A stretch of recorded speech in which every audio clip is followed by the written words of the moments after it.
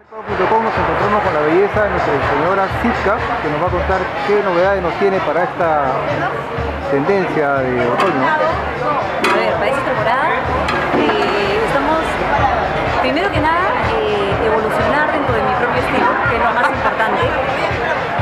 Proponer cosas nuevas, pero que nunca se pierda la esencia de lo que soy, digamos, ¿no?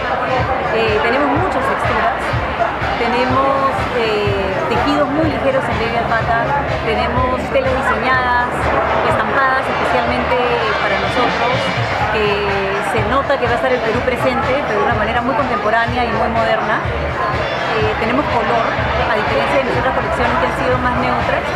En este caso vamos a tener magenta, rojo tomate, amarillo muy fuerte, turquesa, todo esto, claro, mezclado con negros, arenas, tabacos.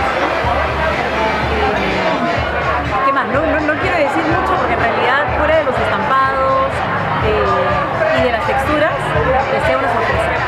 ¿Solamente diseña para damas o también para caballeros? Solamente estamos diseñando para mujeres, para chicas muy modernas, contemporáneas, que les gusta un estilo un clásico contemporáneo. Y nada, espero que les guste nuestro destino. ¿Alguna web donde podemos visitar más? En mi Facebook, ahí ven todos los avances. ¿Cómo es tu Facebook? Sitka Semch. Buscan ahí y ahí me van a encontrar. Muchas gracias. Gracias a ti.